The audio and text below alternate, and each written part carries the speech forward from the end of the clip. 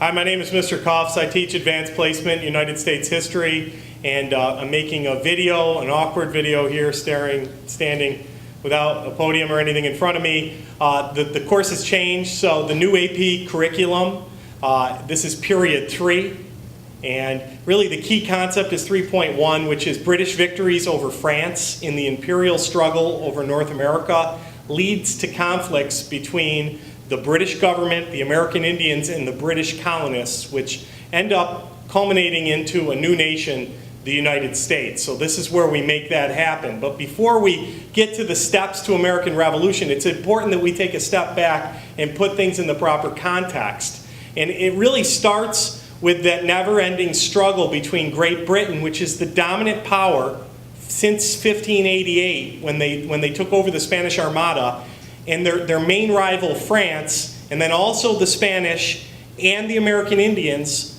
who fight on the side of France. So it starts with what we call the first 3 wars. Okay, there's 3 wars, 1, 2, 3. And they're all fought within a window of really, if you look at it, maybe 50 years. And the first one is fought late in the 17th century, the late 1600s, and that's called King William's War. And that's Britain against France, mostly on the European continent, and inevitably Britain wins out. The next war is called Queen Anne's War, okay? That's fought from 1702 to 1713, again, mainly on the British continent, or mainly on the continent of Europe, and that's again Britain and France fighting against each other, the Spanish helping out France, and once again, Britain triumphs. The third of the first 3 wars is called King George's War. So you've got William, Anne, and George. I wonder if you can guess what they stand for. Those are the names of the monarchs that ruled Britain at the time. So I always think of the acronym WAG, W-A-G, William, Anne, and George. And King George's War is fought in the 1740s. And this time, it's a little bit more on our continent, North America, and we, the colonists, because we're British, actually are involved enough that we take over a fort.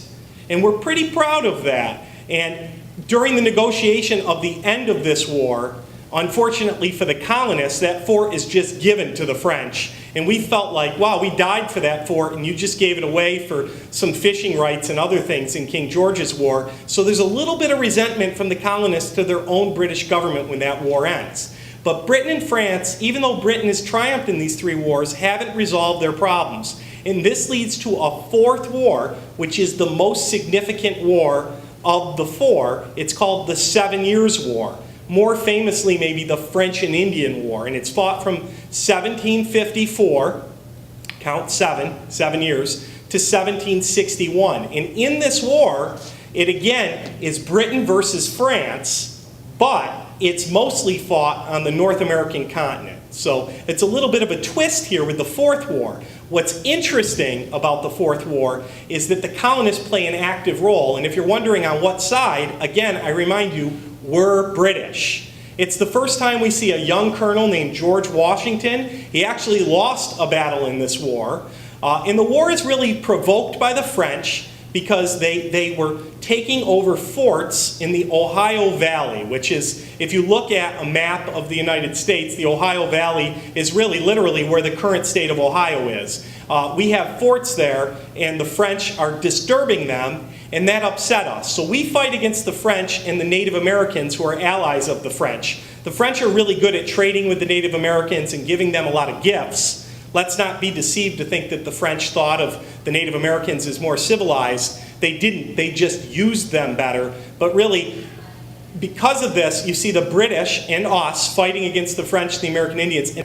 Another important element of the French and Indian War, or 7 Years' War, is the fact that Benjamin Franklin, who will become the single most important American of the era, comes up with an idea recognizing that the colonists might need to band together in this struggle against their mother country. And it's where the famous, there's a very famous picture of a snake that says join, comma, or die, that shows a fragmented snake with New England at the head of the snake. He puts this print, it really is known as the first political cartoon, in the Philadelphia Gazette in 1755. So Benjamin Franklin, known for the kite and key experiment, for bifocals, for all of his work as a diplomat, a politician, and everything else that he did amazing. Also is the first political cartoon he gets credit for. The thing with this flag join or die, they tried to meet in Albany, New York, the capital of New York, with what we call the Albany Plan of Union, but it never worked because the colonists didn't feel any mutual tie to each other, and there was nothing but jealousy. They had no way to generate revenue for any kind of troop system. Now, the most important thing to recognize about that is we know what the future holds. 20 years later, it has to work. It's what ends up being a part of what we call the American Revolution. And eventually, there's results from this war in the Peace of Paris in 1763 that changed the world. Well, what do I mean? 1763 becomes the most pivotal year, really one of the most pivotal years in American history, but the most pivotal year of the era. And it is the year that everything changes. For one, Britain controls the entire North American continent, okay? All of the French control up in Canada, the Spanish control, for the most part, is ended. The Brits control everything. But if you look at things, you would think that that's good news for the colonists because our own government, us, we are British, control the continent. But here's the thing.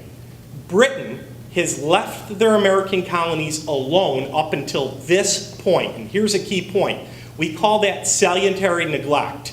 Britain let the colonies self-govern under the premise or under the notion that they were getting rich. But the French and Indian War became so costly, the 7 Years' War was so costly to the British government that the British King, George III, and Parliament really believed at this moment that they needed to generate revenue from the colonies. So you might know what happens next. This begins a series of really agitations, taxes, duties. There's a different word that you could use for it, but things that anger the colonists. But really, it's the fundamental change in the relationship between the British government and colonial America. At the same time, Chief Pontiac, who's an American Indian, is angry that the American colonists are pushing over the Appalachian Mountains, and he stages what's called Pontiac's Rebellion in 1763. Again, the British government needs to send their red-coated military to do what? To stop the American Indian attack on the colonists, because that's their British subjects. Again, the British monarchy's angry. This is costly.